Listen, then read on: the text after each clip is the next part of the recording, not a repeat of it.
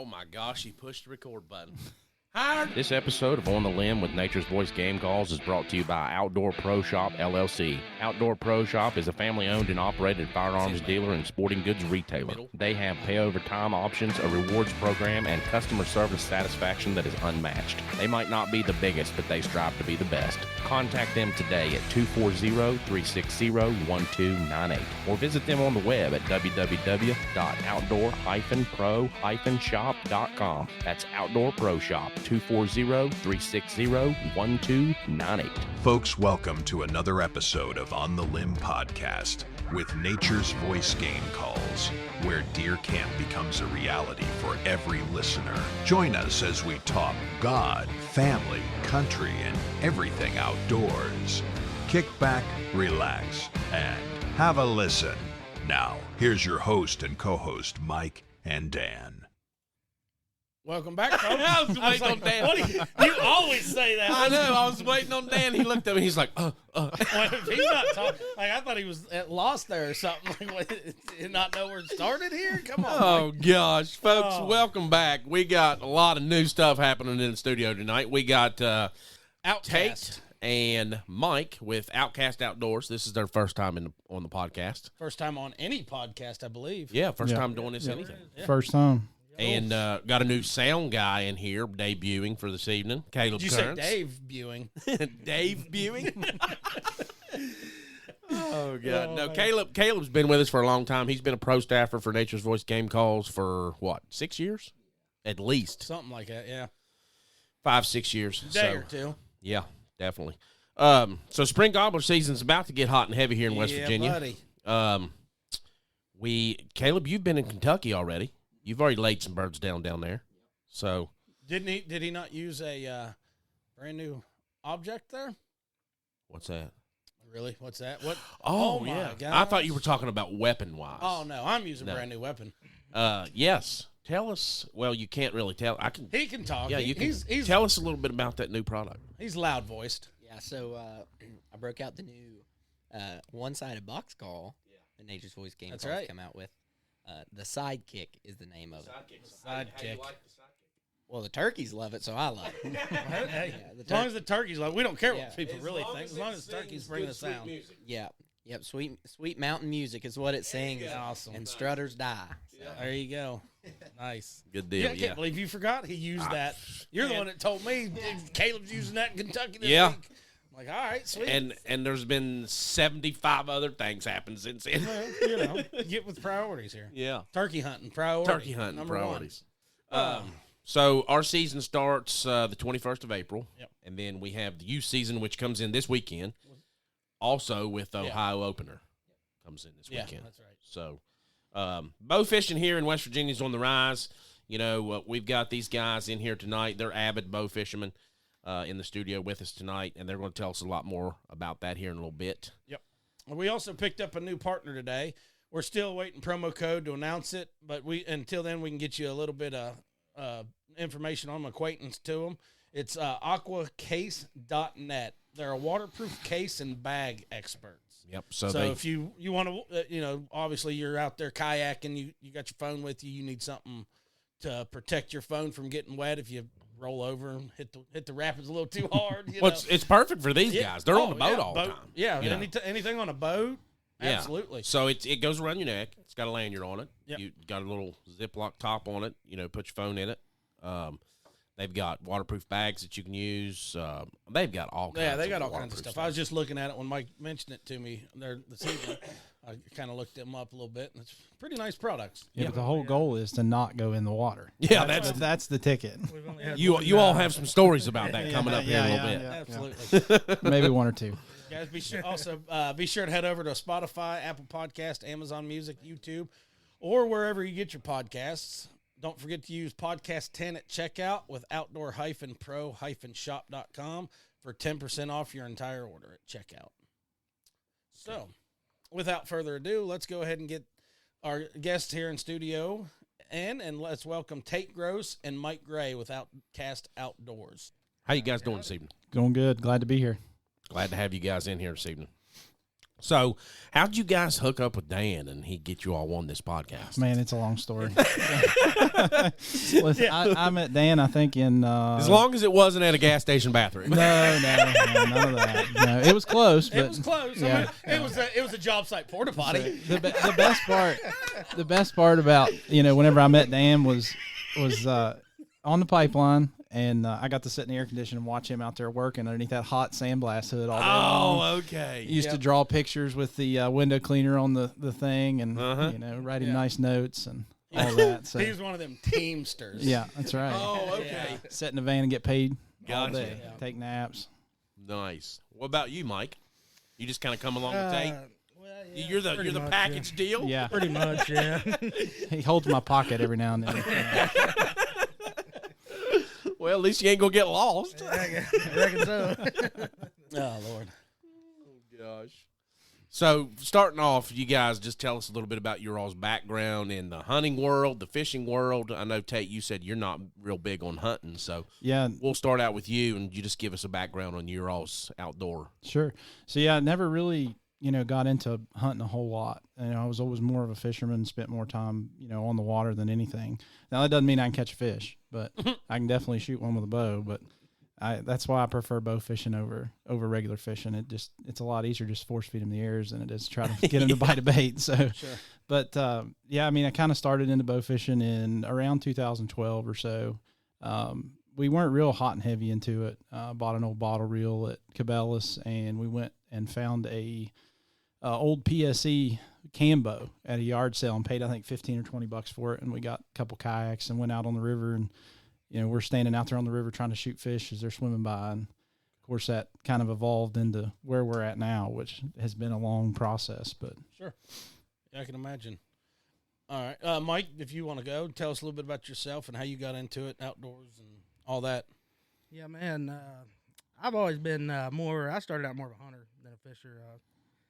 Never really did a whole lot of fishing, but big into turkey hunting, deer hunting, stuff like that. But seen it on YouTube one day, bow fishing. Okay. Thought it'd be cool to try it. Dad ended up getting me an AMS bottle reel for my birthday one year and just put it on my hunting bow.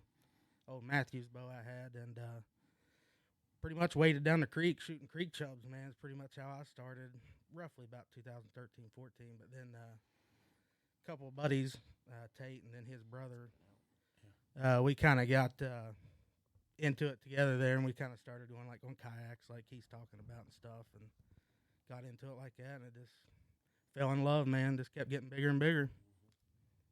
Awesome. That's great. Yeah, we're having some audio issues. I think he's back a little bit farther. Well, I was watching. He wasn't really moving, but Yeah, it's going in and out, so I don't know if it has something to do with it not being in there good or what. I don't know. We got you in the last one, didn't we? Mike's in number one. The first Mike. You're three. Right, that's one. Mike wise is one. So, yeah, this one here's in number 4, I'm pretty sure. I'm sure we put him in on the end. Yeah, it's in number 4. So we put him on the end. So just talk in a little bit more. Give it a little test there. We'll give it. Test. Test. That sounds better. Sounds a lot It better. might have been loose. Might have been loose. Yep. All right. So It might be that cord. it could be. All right, we'll move on then. So, guys. Sure isn't the audio guy. Definitely not the audio guy. It's not the sound guy. No. Well, Just saying there wasn't any problems until this guy came along. exactly. Exactly. That's the issue. We were like, man, we didn't have any problems till we had this new guy here. Mm-hmm. Oh well. So, Mike, you want to hit on? Yeah. So what is Outcast Outdoors? So Outcast Outdoors kind of came about because we were starting to get into more of the social media and trying to post on TikTok and Facebook and those things to gain a little bit of traction in the state. We're trying to get more people involved in bow fishing, especially youth in the bow fishing. We don't want the sport to die in the state. Sure. It's definitely on the upside. It's going up. We kind of talked about this a little bit before we started here, but Molly, which is Michael's wife, actually is an admin of the Western Union Bow Fishing Association page. Okay. So she runs that page, and we've saw membership grow from around 500 or so when we kind of really started getting active into it and trying to post a lot and drive, that engagement things in those in that page to up to about 700 now, I think, somewhere around in there. So it's definitely on the rise. We're starting to see a lot more people posting. It's starting to become more of a daily thing where we're starting to see fish pictures, people posting pictures of their boats and things like that, which Nice. is really kind of drawing attention to it. Cool. So with it getting started, did you guys I'm assuming knew each other? Yeah. So we kind of got into it, as he said. I started in 2012. He started a couple years later than that. I didn't progress any in the couple years. It was just shooting at fish and not really hitting anything. Mm-hmm. It's one of those things. Like, I think that's why I love bow fishing so much, is because it's so difficult. Sure. You can't just pick up a bow and go out there and think you're going to shoot 30 fish a night, because it's just not going to happen. Right. There's a lot to it. But we met. So I've known Michael for a while. He went to school with my brother. Cody kind of got us into, I think it was Cody's idea tonight to go bow fishing that night. So we get a call up, we go out. Of course, didn't have much of a boat. I had one of those little green, whatever they are, the 10-foot plastic Pelican boats. Oh, yeah, the little Pelican. Yeah. So that's what I had, one of those, and me and Cody threw some lights on it. We took a 2x4 and cut some little triangles. I think it might have been stuff left over from pipeline stuff. Nice. Put some like cheap $40 lights on it from Amazon, threw a couple batteries in it, and we're out on the river. And so there wasn't enough room, though, for all three of us to go. So we got this idea, and I'll let Michael kind of talk about his boat a little bit, what he had, and then we'll tell you. I had pretty much the same boat, except mine had a few more miles on it, if you will.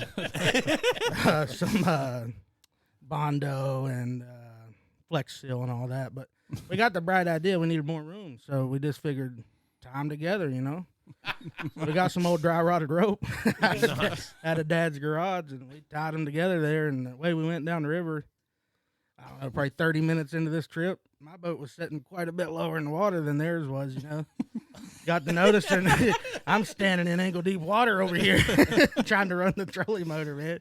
So we had to ship her back to the bank pretty quick, bailing water out of it as we're going back to the bank. But that was pretty much night number one. And that's the night Outcast started. Yeah. And ever since then, now we carry a little tube of that JB Weld water weld stuff in the boat. You never know, Oh, sure, that makes sense. It was funny because we're sitting on the boat, and I'm sitting in mine, and we took the seat out of the front, so we had all that room, in front of it. Yeah. And him and Cody are sitting over in their boat, and I just look over and I could see water in the bottom of the boat, and I was like, oh, there's water in the bottom of your boat. And then we started talking about it, and he flips open the cooler live well thing in the middle of his, and it's completely full of water all the way to the top. Oh, my Lord. So, of course, and I noticed, we're going up through there, and it's just slowing down a little bit at a time. Just running a little 30-pound thrust trolling motor, and it's slowing down, and his boat's sinking in. We get it over to the bank. That thing drained for probably a good 20, 25 minutes getting the water out of it. Wow. Packing sticks in it and everything else just enough to get back down the river. It was so heavy that trying to get to the bank with the trolling motor, we were pert near just going in a circle. Yeah. Trying to get over there. That's awesome. Yeah. Hey, that's Pretty much, yeah. We started, that's kind of where it all started. And we, ever since then, we really started getting into it. We bought, a 1432 John boat, which, both of us, our size, well over 300, we're out in this little tiny boat. Sure. And, you can imagine how that goes. So we're going up the river, like I said, this is a pretty funny story too, but we're going up the river, and I'm sitting in the back, the John boat clamp seats that goes on there. Uh-huh. So I got one of those, and him and Cody are on the front on this makeshift deck that we built out of a piece of plywood and some 2x4s that were scrapped together. And, we get going up through there, and as they're leaning to the right, I'm having to lean on the backside to the left to keep the boat from taking on water. We're about 2 inches out of the water. Oh, get all the way back to getting ready to get, out for the night, and he goes to step off and thought the water was about knee deep, and as he steps off, he goes in about chest deep and tears the front rail off the boat, fills the boat full of water. Yeah. Ripped my pants off, all kinds of stuff. And then, so after that trip, we had the bright idea, engineer some outriggers, some pontoons on the side. Oh, yeah. So we went and got a couple 30-gallon drums and a 8-foot 2x6, stretched it across between the oar locks with some all thread. I remember seeing a Yeah, picture. yeah. I sent Dan a picture of that. Yeah. So through the oar locks and down the river we go, 2 big old 30-gallon drums on the side of it, buddy. That thing was more stable than a bass boat. Never had to worry about taking on water again. That thing was rock solid.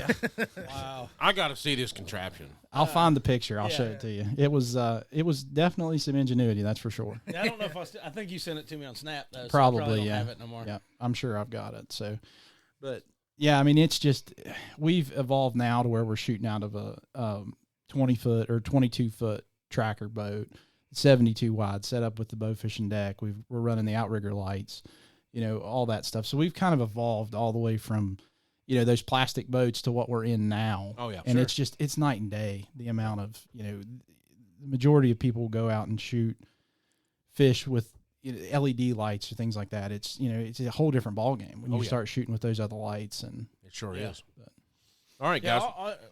Go ahead. No, that's what I was going to say. I'll ask a little bit more about those lights here in a second, but Yeah, I think we're going to take a break real quick and hear a word from our sponsor. Do you want durable 100% carbon fiber arrows? Warhead Arrow Company. Warhead Arrow Company is 100% carbon fiber constructed hunting arrows with bone-shattering penetration. Durable, tough, yet reliable when it comes to the moment of truth. Their target arrows are world-class in accuracy and precision, an arrow that target archers can depend on to reach the top of their game. Warhead Arrow Company. Check them out today at warheadarrowco.com. That's Warhead Arrow Company. warheadarrowco.com. All right, guys, we're back with Tate and Mike from Outcast Outdoors. So, Dan, what was you going to hit on there? Well, I'll hit on that here in a second. First, I want to go ahead and hit our salute to valor. So this evening, our salute to valor is going to go out to Robert Dennis West. He was born in 1945 in Gully Bridge, West Virginia. He served in the United States Navy during Vietnam from 1963 to 1967, where he was a maintenance repairman on the ships. He served on the USS Arcturus and AF-52 during his time in Vietnam. He's since has obviously been out of the military, and he resides in Endor, West Virginia, enjoying life now. So, Robert, we thank you for your service. Thank you for your time in Vietnam, and we appreciate you. So he don't come outside. He's always indoors. Yeah, that's right. Apparently he's always indoor West Virginia. You know where that's at, don't you, Mike? I don't. You said that, and I'm like, is that real? That is real. Where's it at? It's in Clay County. Yeah, it's up in Clay County. Okay. Yeah. No, I Towards think the Lismore way over there. I think it's crazy that we were just talking about his son, right? Yeah, it's my uncle, his son. Yep. Yeah. Dennis. Yeah. So, yeah, That's funny. Dennis is a good guy. But anyway, so back to that. You're talking about the new boat setup and all that, and the lights you guys are using. So, are the more lights, the better? Like you want to protrude those lights into the water a lot, or is there certain colors that affect them, or Sure. Those lights, they'll change colors. There's a little dial up there on the deck. And, Okay. You can draw them back and forth between like a LED to like an amber light to a more like pretty yellow light, orangish light, and your ambers and your orange lights kind of do better in your cloudy water, your murky water, and your more white lights and clear. I was going to say, Caleb must have had the lights on where they did not like it because I couldn't shoot one. I'm pretty sure he did fine. I was really close, but they just didn't like that light. I think that's what it was, wasn't it, Caleb? He'll let you go with that. It might have been operator error. It may have been the bow.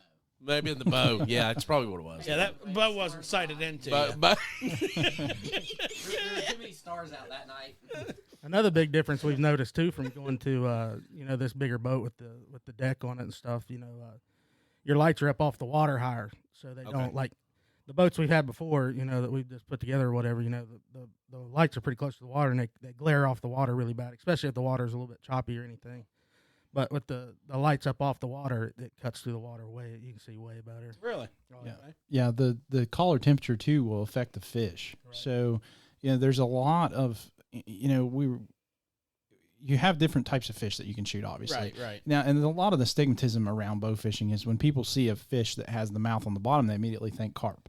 Right. They're not all carp. There's smallmouth buffalo, which are native to West Virginia. Okay. So that's one of the things that we're trying to raise awareness around is those fish and what's actually invasive, what's not. Obviously, which we'll talk about this a little bit later, but the silver carp and stuff that are down in Kentucky that are migrating this way, that are going to be a huge hit. Just seeing what they've done to the water down there is crazy. I mean, hopefully they don't make it this far.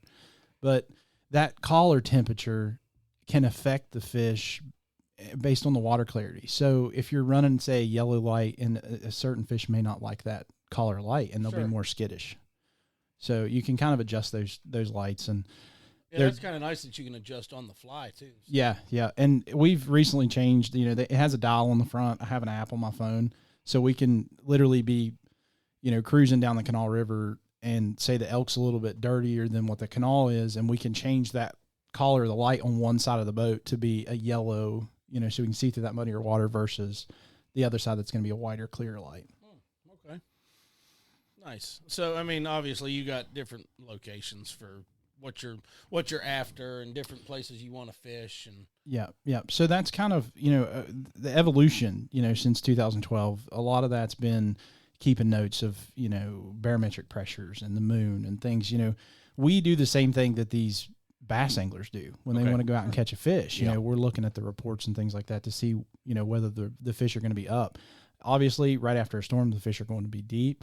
It's going to be harder to shoot, see less fish. Right before a storm, man, it's on. We can fill a drum up. Yeah. I think it was storming that night right before we went out too. Caleb's like, no, it was a perfectly beautiful night. I mean, didn't have any problems there with the weather. Yeah. We're gonna have to go do this again real soon because I kind of want to watch him miss them all. You're gonna watch me kill a bunch. Better bring your camera. Oh, I'll have cameras, Boys, I'm telling you what, I'm gonna be spot on this time because I got a professional. He's been shooting in the bathtub. Yep. I got her down pat. He's got Nemo in the bathtub. He's been shooting at him. Yeah. Yep. I got one of them big old goldfish in there. Oh Lord. So let's see where we at. Oh, okay. Yeah, you guys are both Bowfishing Association of America. Why don't you? You're both members, representatives for the state of West Virginia, correct? Yes. Tell us a little bit about that organization and what you're trying to do for the state. Sure. Yeah, we just recently became state reps. Both of us did it at the same time, actually. Probably 4 or 5 months ago, probably. Yeah, so it's new for you guys. Yeah. Actually, West Virginia didn't have any. They only had one, I think, or something like that. They had one, and then he kind of backed out of it over time. He's been inactive, but we didn't have any representation there. So when things change, and especially with what we're trying to do in the state, it gives us that power. The BAA will help us with things like that. They're there to preserve this sport across the entire U.S. So they're, right now I think they were talking about some stuff that's going on in Alabama with stingrays and things. They're trying to put limits, so they're fighting that pretty hard. There's a lot of stuff that they kind of help with the regulations and do those things. Yep. No, that's great. Yeah, but helping us get like we'll touch later on trying to get crossbows legal and stuff like that. Sure. We're real big, and we're wanting to get youth involved big time. Just like with hunting or anything else, the more youth you got it, the more likely it is to last. You know what I mean? To grow big. Yeah, So absolutely. we're definitely trying to get youth involved, and they definitely help with stuff like that. Yeah, no doubt. And that's one thing we always preach: keep the kids outdoors, get them out there, man. Just introduce them to something with the outdoors. That's really all it takes. They'll get an addiction for it. Oh yeah. I mean, yeah, it don't take long. No, it don't. I know I got an addiction for it, and I know my son. He still likes those video games and everything, but he's all the time asking, "Can we go up in the woods? Can we go play in the woods?" Yeah, and it don't matter what it is. If it's like Tate here, he don't like to hunt, or he's not gotten into hunting, so because he's weird. He bow fishes. we're gonna fix that this turkey. But he's helping keep that alive. We always talk about just keeping the heritage going and things like that. Absolutely. The Pittman Act and things like that. I mean, fishing license, you have to have that. That's part of that. It goes into keeping the funds here in West Virginia for the DNR and natural resources and stuff like that. So. Speaking of fishing, hunting and fishing license, I went and I realized mine expired. I went and bought the 3 years 3 years ago, and I couldn't remember when I bought it. Obviously, it was 3 years ago. It expired, so I was out. So I renewed my fishing license this year.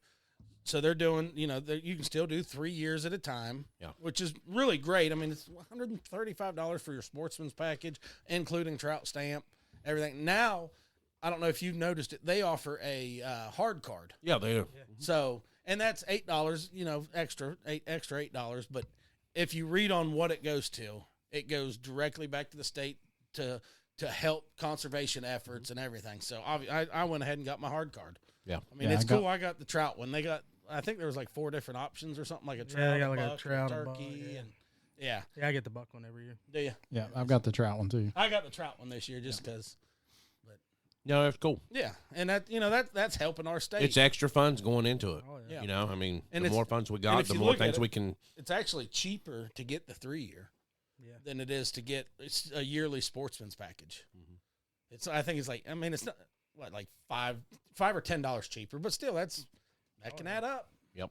Yeah, I don't hunt, but I still buy my sportsman every year. Yeah. So just you never know. I do like the squirrel hunt occasionally, but Yeah. not a whole lot. so. Right. Yeah, that's nice.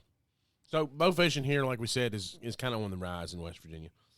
You guys are taking out new people, introducing them to bow fishing, and you're also taking out veteran bow fishermen. So tell us a little bit about that and what you guys do to get them out there. So there again, we have a lot of new members coming into this Facebook page, and in there, a lot of times they're in there asking for help, asking for places to go, things like that. And a lot of people don't like to give up their spots. Nobody likes to tell them where all the fish It's are anywhere, at, anything you do, really. That's I'm not big in the gatekeeping.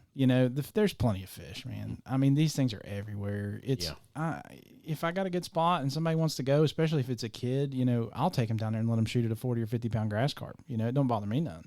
I would rather see that kid shoot a fish and enjoy it, and then potentially bow fish and continue to keep the sport alive. Fishing, Yeah, Sure. definitely. Yeah. It's the same way with me turkey hunting. Like when Dad first started taking me when I was a boy. I was all about busting a long beard. But when he started teaching me how to call and learn how to run a box call, run a slate call, mouth call, I got way more satisfaction out of calling a turkey in for somebody and watching them blast it than I ever did pulling the trigger on one, man. The game to me, the dance for me is convincing that bird to come in there, man. That's the dance, absolutely. man. That's what I get my kick out. I don't care if I ever pull the trigger on another one, man. As long as I can call them in. Yeah. That's one thing I've never shot a turkey, so this guy's supposed to take me this year. We'll see. We're gonna, Nice. we're gonna get him hooked.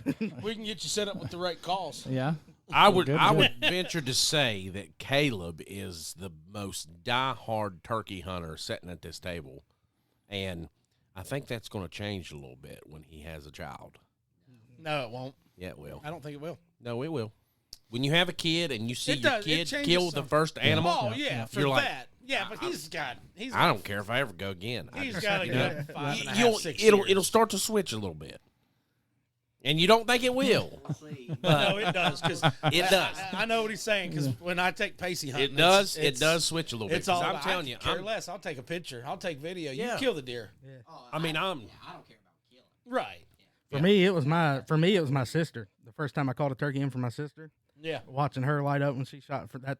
That's what it was for See, me. what the- That's when I really started like, hey man, the fun in this is calling these suckers in. You know what I mean? Like, Yeah. See, when I got to call Michael's turkey in for him, Yeah. Was that not fun? he struggles. Man can make amazing mouth calls. You just can't call him in. Oh, here we go. You gotta have time to get in the woods to call them in. You that's can't call them exactly in right. sitting in the shop making calls. That's right. No, but that honestly, that is the funnest part when you get to take somebody out, go out with somebody, and you're like, all right, hey, look, I've already killed a bird. Yeah. Let me call for you. Let me set up different because you can set up completely different than for somebody else than you can for hunting for yourself. So it's amazing, and you get that opportunity to help somebody else, and even though they don't need it, but it does have the benefit to have that extra hand out there to help you out because you can get one like the first day I had one. He locked up too far away and he would not come past the stump, so took Michael out. We don't talked about the story. I took Michael out and I said, hey, let's set up here. I'm going back here though. And that was the key to it. He That set bird did not have a problem coming over that stump after up, not that. that day. Not that day. And I was set up if further I back. hadn't have shot him when I did, he'd have been on my lap. He'd have been eating the corn I put on Michael's He was lap. in a dead run. He was at a dead run straight towards me. That was a joke. We don't bait turkey. Michael just had corn on the cob in his pocket for some reason. I had a corn cob striker. Oh, is that what it was? That's what it was. Oh, goodness. Anyway, let's get back to this bow fishing. So tell us a little bit about the equipment you guys are using, what bows, and you've already talked a little bit about your boat and stuff like that, and any kind of accessories you guys got. Sure. So we, like you said, we kind of talked about the boat, that those outrigger lights are, they're great. I love those things. You can't ask for a better light. They're very, very dependable. As far as a bow goes, I'm shooting an Oneida. Yeah. The Osprey is what I shoot. I think that's kind of what a lot of the, more professional teams and things like that are shooting the Oneidas, just because I let Dan pull it back earlier. Man, that thing is smooth. So speaking on that, I was telling you about my buddy out in Missouri. Mm-hmm. So we went out to Bass Pro Cabela's. He bought one. I can't remember the name, but the camo pattern is a pink girl camo. No, it's glow in the dark. Oh yeah. I think I told you about that. Yeah. Man, that bow is sweet. Like you put a spotlight on that, shine it real good, really, and back away from it in the dead of night, it's just glowing Cajun. green. Yeah, that was it. Yeah. Cajun makes those. Yeah. Yeah, and it was a full setup. You can get it at Bass Pro, Cabela's, whatever, and it's fully set up, ready to go. Yeah. It's a nice little bow. It's a compound. It's not like the Osprey he's got. Yeah. But. And then I'm shooting the Muzzy Tournament Series reel, and that's what, when Michael talks about his bow, he'll talk about the reel he shoots. It's just, he shoots that mega mouth reel, and it's just not my cup of tea. I mean, it's never been, it's a little bit different type of a reel and those things, but I prefer just the old spin cast reel. We've got one bow that has an Zebco reel on it, just an 808 Zebco. And I'll tell you, those things, man, you can shoot those without pushing the button, and it will not break the pins in them. So you can have them like the old Zebcos, and you can have them open face too? No, not an open face. No. So the 808 is just the big closed face. Okay, so I thought you were talking about like an open face reel too. No, they're that's our extra bow, our extra reel, and that thing's been beat up. We went to Kentucky last year, and I shot a fish with it, and it spooled it. And it broke the pin in it, but they're like $29. It's better to go break a $29 reel than break these $400 and $500 reels that we're shooting. Yeah, no doubt. Yeah. So you're talking about equipment, like I know the arrows that we were using there when I went with Caleb. They basically all have the same tip on them. Yeah, pretty much. So there's a couple. There's a couple different types of tips. Yeah, for the most part. Yeah, I mean you got like a carp tip. And like a guard tip, but they pretty much all run the same barb system or whatever. Okay, I got you. We shoot like when we go down south, like we went to South Carolina here a few weeks ago, and then planning on going to Florida here next summer after Stingray. We shoot it's got a longer tip on it, and the barbs are quite a bit longer. They're probably 2.5 inches probably. Oh, wow. Yeah, they flip out. It's like an expandable for bow fishing. So they have them. They have the 3 barb, or like the 3 that flip out that I think Muzzy makes. And so just to get a bigger surface area when it connects. Right. Yeah. I got you. Yeah, I know. I've seen a couple different ones. When, like I said, when he bought that bow, they had like four different styles, and he was kind of interested in this one, but I cannot remember how it was. But he was like, man, there's absolutely no way you're losing a fish with this thing. It was a wicked looking arrow. And poundage, on these bows makes a huge difference too. Mm-hmm. How much you're shooting. Like I shoot 35 pounds is all I'm pulling. Wow. And my shoulder just doesn't. I can't pull back a whole lot of weight. And when you're shooting, 100, 150, 200 shots a night at fish, pulling back 45, 50 pounds gets tiring very quickly. So I think Michael shoots a little bit more, but I prefer that lighter poundage. The arrow doesn't deflect as much into the water. But if you go out there and try to shoot a fish with 55, 60 pounds, like a hunting bow, the arrow is going to deflect in what we call its banana. It does that banana pattern, goes in, comes up. Basically, you can kind of like when you dive in a pool, you naturally kind of try to come back up. Sure. You know what I mean? An arrow does the same thing if you got too much. Mine does that a lot too. A lot. Right. Yeah. Well, and getting your rest set. So a lot of that, getting your rest and your knock point set up on your bow is a big thing too. When you set up a hunting bow, you try to get it straight and level. Not like that on it was set up bow. for Caleb all the way. Yeah. What else? Man, I'm glad glad you guys come in here. So he's got some new excuses. I do. I mean, I'm starting to learn a lot of this stuff. Just wait until we take him out. And then we'll see They how tried that to goes. put this all on me, and I was really down for like a week about this. You know, I was down on myself. I was like, I can't go fishing anymore. I can't go bow fishing again ever. Well, I got a guy that goes with us all the time. His name, I know a lot of people named Mike apparently. So, but I got another buddy that his name's Mike, and he So goes. do Mikes have problems bow fishing? Well, it seems to be a reoccurring thing. But, you know. Some of them do. Some of them. Not all of them. That's great to know. But anyway, Mike goes out with me all the time, and I mean, this guy is he loves it. You know, he's got his kids involved. He's got two, I believe they're around 13, 14 years old. He just bought a new bows. He's really getting them into the sport. Mason went with us last year to Kentucky, shot fish down there, Nice. had a blast. We went down and spent a couple days, and but he misses a lot. So, and he made that comment the other day. You know, he's been going with me for like 2-3 years, something like that. And we were talking to somebody, and he's like, I think I could count on both my hands how many fish I've shot. So, but he loves. I mean, it's just one of those things. It's. I could too if I didn't have any fingers. Yeah. Oh Lord! It is. It's So one of them you things, was talking man. about how you set up your arrow. So it's not like setting up for a bow or for bow hunting for No. wildlife. It's animals, deer. It's a little bit. We just set Michael's up. Did you just say wildlife? Shut up. We just set Michael's up the other day. He got that new reel, and we were kind of messing with his reel seat and stuff. But yeah, you want to set that. The front of the arrow should run downhill to the rest. So, you know, 1/8 to 1/4 of an inch high on the back, you know, your knock point. And that way, when it goes into the water, it goes in nose down, which makes it fly through the water a little bit better. And it's amazing how much difference it can make. You know, on a bow that's been tuned like mine that I've shot. Now I'm going on, I think, 3 seasons with that bow. And when I first got it, pulled it out of the box, it was like I went from hitting, you know, 10, 15, 20 fish a night to hitting 30 fish a night. I mean, Wow. it's crazy the difference in getting a bow tuned, shooting the right bow. I'm shooting a fast, I think it's a Fast X or something from 60X strings. It's supposed to give you a little bit more power with those Oneidas, but you know, that's the draw to the Oneida that we talked about a little bit earlier is that, you know, half draw shots. Because a lot of our shots, especially when you're shooting cleanup, Michael likes to shoot cleanup a lot because they're more of a reaction shot. Uh-huh. So fish darts across, and you're pulling back and trying to shoot quick before the fish gets out of sight. Yeah. So that's where those lever bows really makes a Yeah, we big difference. take, you know, like we take somebody out who's never done it or whatever, you know, take them out on a night or whatever, and they're always asking, how do you aim? How do you aim? And you don't, man. It's instinct, man. You just, No, Yeah. you just no draw back sights. and let her eat, you know. Thanks, Yeah. Mike. I appreciate Yeah. that. Doesn't help me out. He definitely don't aim.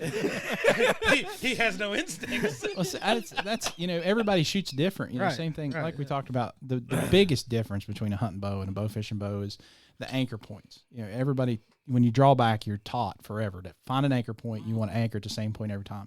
I don't even draw back all in my face. I draw back and hold the bow out in front, and I look straight See, down the arrow. I'm trying to shoot it like a regular bow, Yeah, Shoot it that's like a yeah. recurve. and I think that Yeah. was Yeah. my problem. yep. That you, helps a you lot. need to shoot it like a recurve. Yeah, pull it back, look down the air, and shoot it.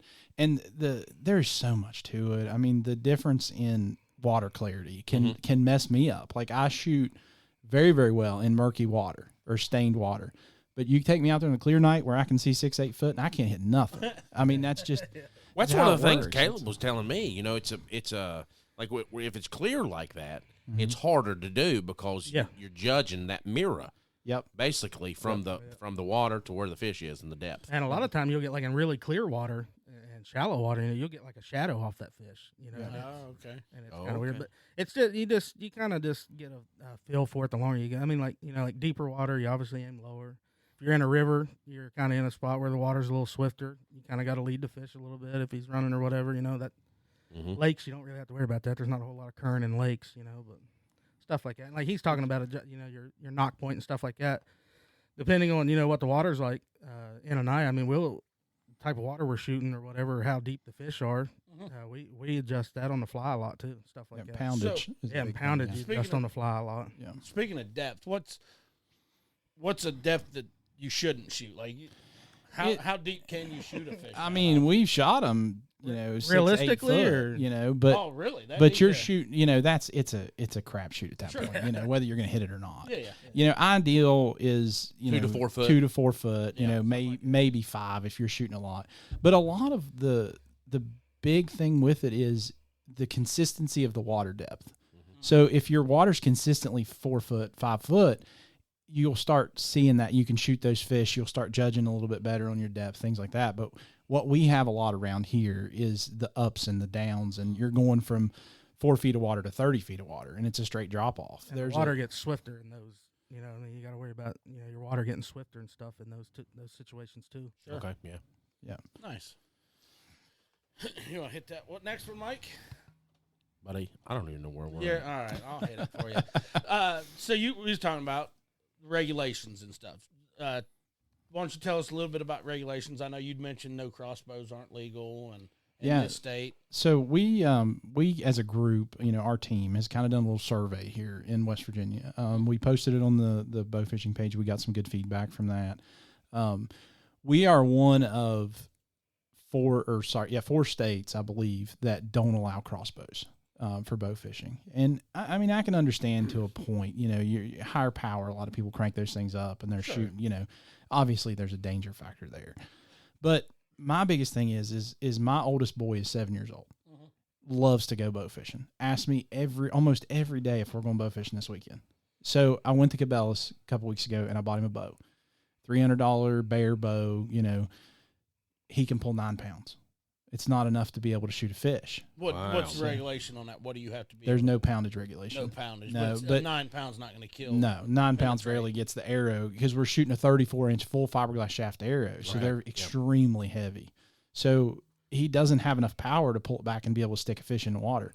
But Ballista makes a crossbow. It's very small. It's geared towards kids. We're trying to get enough momentum here in the state to get that regulation changed and allow crossbow usage across the board. Now, So is there a difference in a whitetail deer crossbow than a bow fishing bow? I would assume, yeah. There's some companies that make specifically Yeah. crossbows for bow fishing. Yep. And they really gear those based on the poundage because you don't need 140 pounds. So those are probably stepped back a Yeah. little bit. Right. Yeah. Let's Yeah. look it up. Yeah. So they I didn't even know that you could do that in other states. Yeah. So yeah, a lot of the other states, and that's the same thing with fish. Like obviously the spoonbill population here in the state's not good enough to allow bow fishing. Everybody knows that. Right. But in Kentucky, you're allowed to shoot 2 spoonbill a day. So that draws a lot of people to that area, especially Barkley Dam, which is where we go. Last year we went twice. Now, unfortunately, this Mike got the short end of the stick because the weekend that he went with me, it was not great. So there was a storm rolled through right when we got down there. The fish were down. We ended up going down the river and shooting gar and not getting to shoot a whole lot of silvers. The weekend before that, the other Mike went with me, and we shot 1,000 pounds of fish in like 4 hours. Yeah. So, I mean, it's crazy the amount. And those silvers are a blast too down there, jumping out of the water, and you spin the trolling motor backwards or flash the lights, they're jumping out. If the world's coming to an end, I need to be strategic about the other mic that I need to fish with. Yeah. Not this Mike. Yeah. Well, I need to have another one on my team that's going to catch. You take this guy. Hey, Caleb, we'll let him take the other Mike. Me and you got it. Yeah. Then we'll just find your all's camp. Oh, Lord. That's funny. One thing I can do is hunt. Yeah. That's debatable. Debatable. God, I tell you. This is what happens. We get talking, then it just Debatable. turns into a roast session. So, yeah. Man. So you guys are getting ready to have some tournaments come up. Yeah. So You all were going to host one. yeah. Yeah, it's coming up April 26th. It's your turn, Mike. April 26th. It's the four big lakes in West Virginia. Got Stonewall, Burnsville, Summersville, and Sutton. It's an all-night tournament. Weigh-in, it's 7 to 7. Nice. It's 10 biggest fish. It's first annual West Virginia Big Ten That's what it's called. And we're also on that tournament. We're donating 50% of the proceeds to Wounded Warrior as well. So Awesome. we're trying to. We're not in it to make money. Like Right. we've talked about this several times already. Yep. We're here to try to draw people into the state. Yep. We've got a guy that's already paid his entry fees coming all the way from Virginia.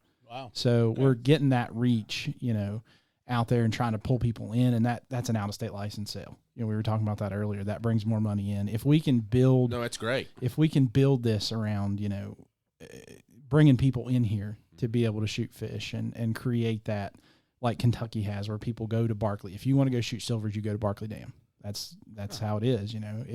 We want to create that here. You want to shoot grass carp. I mean, obviously we're not going to have big grass carp like they do down south. Sure. But for the people that are north of us, this is a good stop for them rather than having to go all the way to Texas to do it. We pulled a 50-pound grass carp out of the river last year, and he pulled several 40s out. So 50 and a 53, and then probably 4 or 5 40-some pound. yeah. So there's a lot to it, like we talked about, making notes and the moon and, all that stuff, the barometric pressure. And if you want to go shoot grass carp, this is where we're going to go tonight. If you want to go shoot smallmouths, or buffs, this is where you go tonight. There's difference. And a lot of people don't realize that common carp are more common in a lake than they are in, say, the elk. Right. So the Elk River, they're not as common, but people are seeing those fish with their mouths on the bottom. They're, again, getting that stigmatism. It's a carp. It's an invasive species, when they're really, the majority of the fish there are buffs. Mm-hmm. So, well, I know a buddy of mine, he's big into that carp stuff. No, he didn't work with us. No, yes, he did. Scott. He was my other blaster. Oh, yeah. He was huge into carp fishing. He would set up his rigs on Summersville. He made his own special baits, peanut butter, oats. He had like 50 different ingredients in these things. And he would set up, he'd catch them, he'd put them in his tank, and he'd sell them. But he was that man could catch some carp though, just on bait fishing. Well, I've heard a lot of people eat them. Yeah. And that goes to, to the regulations point we were talking about. In West Virginia, if you shoot a fish with a bow, there's no state records that are kept for bow fishing. It has to be, in order to be a state record in West Virginia, it has to be a rod and reel catch. Right. A lot of other states they have a separate record keeping, system for bow fishing fish. Now the BAA has one that's great. I think the state record they have for grass carp's like 63, I think, or something like that, which is a big fish. That'd be one I could hit. Yeah. Well, I don't know. Guarantee it, Caleb. Come on, give me. I was about that close on maybe a couple if there was 3 of them together. 90. Size. I would say 90. A straight down shot. Those are the easy ones. Yeah. Straight up and down, boys. I'll just take that air off the bow and spear it. Well, and that, Jim Shockey, that show you my natural instinct. Regulations too that don't really make a whole lot of sense, is that in West Virginia you can't shoot anything but carp or carp species, so common carp, grass carp, silvers, and big heads during the months of May and June. Now, I understand why, because the native fish need to spawn, gar, buff, things like that. But what doesn't make sense to me is you can still gig a gar the first 2 weeks of May. So up through May 15th, you can gig them. You just can't shoot them. So there's still some room that we've got to work on regulations there. Yeah. I mean, we're still trying to get into that here, and they'll probably be looking at other states to try to, bring in and adopt some of those regulations. Yeah. I mean, like I said, I understand the spawn, and the gar tend to spawn around there, but I can tell you, I can go out with a gig, and I can do a whole lot more damage than I can with a bow. I can go out there and gig, 20, 30 gar that are on top spawning in those 2 weeks every night. You're not going to have that with bow. So, and I don't see I'm sure somebody's done studies at some point, and that's, the reason these regulations are here. But I just don't see the point of allowing them to gig, through the 15th. Why can't we bow fish through the 15th? And that window is so large. I mean, a lot of the fish are spawning in May. Even if we have a cold spring and they're not spawning until a little bit later, usually by the end of May, they're done spawning and they're all back in the river. So then we have a whole nother month that we can't shoot, anything but carp.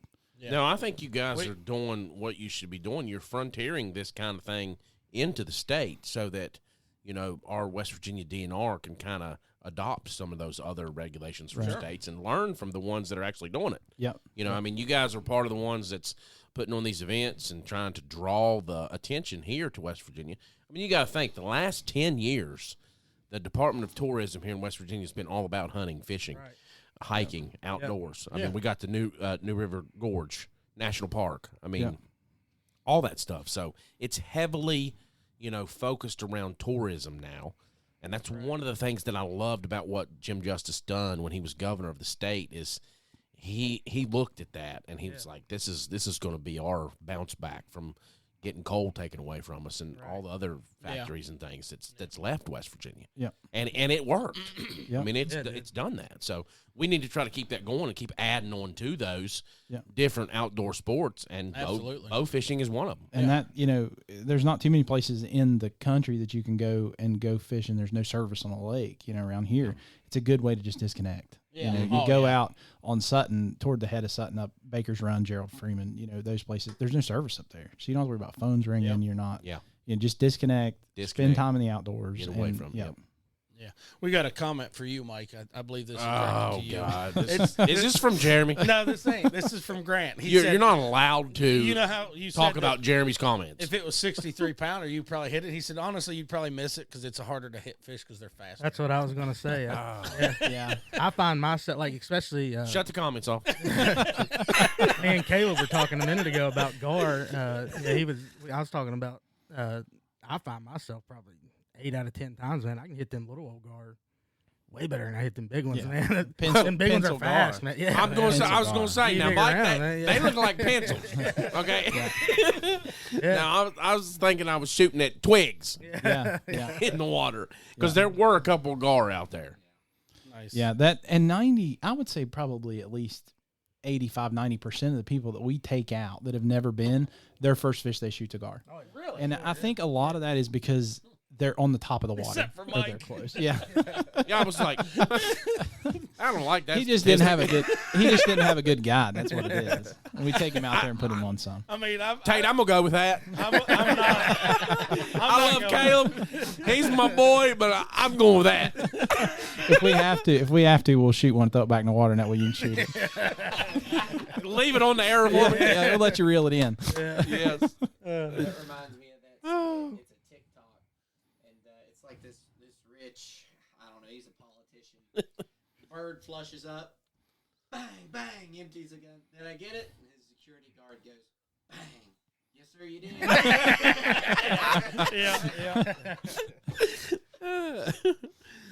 Oh goodness. Yeah, but that, like Tate was saying, those gar are normally, 9 out of 10 times they're pretty much right on the top of the water, so you're not worrying about water depth or anything like that. That's why. Now, what's one of the biggest gars you guys have been able to bag? I would say probably the one that I think he shot one that was over 40. I would say probably 42 Good Lord. inches, something like that. I don't know what the weight was. We usually don't weigh gar. Oh, okay. that's not a big, Yeah. So Do you guys eat them? no, we don't eat them. Really? No, I heard they're fertilizer. really That's good. about Too the bony, only thing. right? Yep. Like Tried it one time, did? and Okay. it was just too much. Man, Man, that's like ladyfish Yeah. in the ocean. Yeah. They're Now, do you beautiful, guys- and they give up a good fight. Yeah. Yeah. But they're Oh, yeah. trash fish. You can't eat them. Yeah. Do you guys eat any of the fish, bowfish? You No. bowfish? No. Not really. We do a lot of. We got a couple local farmers down home that use it for fertilizer a lot, and then we know a guy that's got a bunch of hogs. We feed him to hogs a lot. And Yeah. Yeah. things like that. Yeah, anything to just kind of get them out of the water, and they're we trash. don't.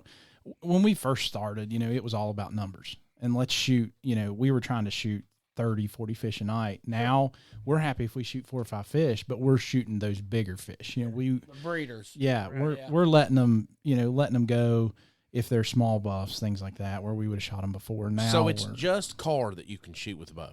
no. So you can shoot smallmouth buffalo, Carp. carp. Oh, carp. Yeah. So smallmouth buffalo, gar, and carp. Any species of carp. So no catfish. No, can't shoot West catfish. Virginia So. doesn't allow catfish. And there again, that's one of those regulations. Now, we've got a little bit of pushback on that because catfish is a big thing. Here, there's a lot of people. There's a lot of people that do Right. Yeah. catfish tournaments. And they But- wouldn't want to see it. I can see that. But if you look at the other states, I mean, we were in South Carolina a couple I think weekends ago. every state around us, it's legal. I'm pretty sure. I know Kentucky, Missouri. Yeah. For catfish? For catfish. Now, they have a limit, obviously. You Yeah. can only shoot 2 over like 30 inches or something. But Yeah. we were in South Carolina a couple weeks ago, and we were talking to a guy that shot like a 72, 78 pound blue or something down there. Wow. But we're rolling the river. You know, we went, I think it was Cooper.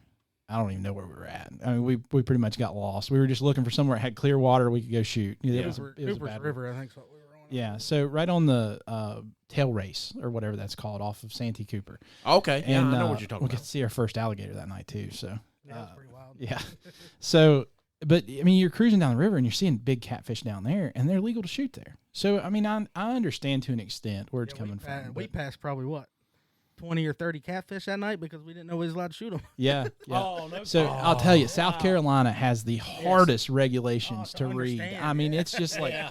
and you're not allowed to shoot grass carp down there, which is, I think they're the only state that you can't shoot grass carp. So we're So it's a little bit different in every state. yeah. It's kind So of flip-flopped. our running gag or our running thing is when we get out on the water, we're getting GoPro set up, we're getting cameras set up, getting ready to film all that stuff. Usually I'm on the front of the boat, I'll get the trolling motor down, and I'll troll us up into a cove or somewhere where we're getting ready to start shooting. Never fails. Don't have the bow up, nothing, and we see a huge fish. See it, yeah. So down there, we start freaking out because there's this, 50-pound grass carp comes swimming out. And I was like, get the bow, let's go, come on. So we get it out, and then I was like, wait a minute, I don't think we can shoot grass carp down here. So then we're sitting out in the middle of the river for a good 15 minutes trying to decipher these regulations and figure out what we can shoot. But yeah, you can't shoot them down there. But it also says in the regulations you can't shoot catfish in the river as well. And It's got to be in a lake. yeah, and that kind of confused us, but we were talking to another guy, and he was shooting catfish in the river. So Yeah. I don't know. There again, if you go out of state and you don't know what you're doing, probably should get a guide. Yeah. Get a guide or definitely get you regulations. Yeah. So, and check them out. speaking of guides, I mean, as not really guides, but if you don't care, tell our listeners where they can get a hold of you guys. Maybe you can get them out on the boat with you if you got Sure. the room. Maybe get something scheduled with you guys, or just follow you guys on your socials. Yeah, so TikTok, we have a Facebook page. We're working on Instagram and YouTube as well. Outcast Outdoors is where we're at. You can find us across all the platforms, same name. Reach out to us if you're local. If we have a spot on the boat, pitch in for gas, bring some drinks, whatever. We'll take you out. Especially if you got a kid with you. Yeah, We've got extra bows, all that stuff. So eventually, I think we want to kind of evolve into that guide service, to offer that here in the state. But right now we're just kind of trying to get into the tournaments more and go shoot and things like that. Okay, cool. So what do you guys have coming up? You guys got some trips you got planned, and you're going different places to do some different species since Yeah, man. We just got back. Like I said, just got back from South Carolina. Here in June, we're going down. I guess it's more across, but we're going to Chesapeake Bay to shoot stingrays with a buddy of ours, and then next summer we're planning a trip down to Florida. Yeah, Nice. yeah. And I was talking to them right before we started this. I'll be out in Missouri working. They might take a trip out there with me, and Yeah, man. we'll hit some fish. I got some guys out there that bow fish a lot, so Yeah. might be something we'd Yeah. try to talk about here upcoming months. For Yeah, sure. man. Sounds good to us. Yep, man, we appreciate you guys coming in. Hope you guys have had a good time on your first live Yeah, podcast. Yeah, you had guys a did ball. great. Yeah. We had some technicals, and Mike can't. Well, we're having some we're dealing with some issues anyways with some feedback, but I think we've taken care of that. Yeah, it sounds like it. Because it's either too much on that end or too much here, so I think we've got that figured out. But yeah, it was great having you guys in, and definitely learn a lot because I can't bowfish one, and I didn't know much about it. Well, listen, We learned that a while ago. the next time you go, I'll give you one piece of advice, and anybody listening, aim low, aim lower, and then when you think you're low enough, aim even lower. Yeah, because you're that's still what not Caleb low said. enough. Yeah. Yeah, for sure. All right, guys. Well, we appreciate you coming in. Like we said, Dan, glad you made this hookup. And, Yeah, it was interesting. made the connection to get them to come in and do this. So, just real quick, let everybody know where they can get a hold of you, phone numbers, website. Sure. So Social. Outcast Outdoors across all the platforms. We're on TikTok, Instagram, Facebook, all that. So Yep.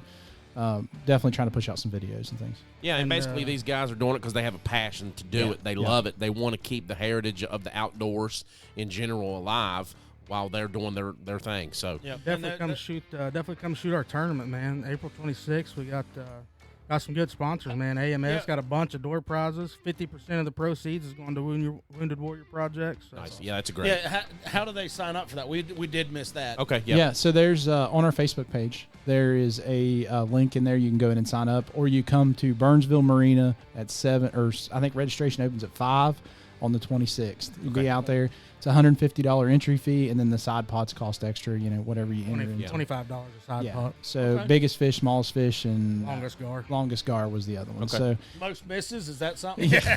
Mike, we'll get you up there. Yeah. We'll take up a donation for him. That way. Oh, okay. Show's done. No. Oh, Lord. Well, this episode will air before that tournament, so all those links and things like that, if you can email me that or message me on Facebook, sure, we'll put that link in there so they can get registered for that. And we'll try to have this episode pushed out before then. So we sure appreciate you guys. Thanks for listening to the live tonight and watching it if you're watching, and be sure to check us out on Apple Podcast, Amazon Music, Google Podcasts, YouTube, or wherever you get your podcasts. Hey, guys, don't forget, check out naturesvoicegamecalls.com. Use podcast 15 at checkout for 15% off your entire order. Turkey season's Monday, boys. Get your calls. We'll get them to you. Yep, turkey season's right around the corner, so we have that, podcast 15. And if you go to our website without listening to the podcast, you also get NVGC 20. Yeah. So you can get 20% if you just Right go now. check the website out. Yep. So 5% more right now pops up right on the front page. Yep, So absolutely. thanks, guys, for listening. You all have a great night. Thanks, guys. This episode of On the Limb podcast with Nature's Voice Game Calls is brought to you by Douglas Barrels, located at 5504 Big Tyler Road, Charleston, West Virginia, 25313. Douglas Barrels has been handcrafting ultra rifle barrels for over 70 years.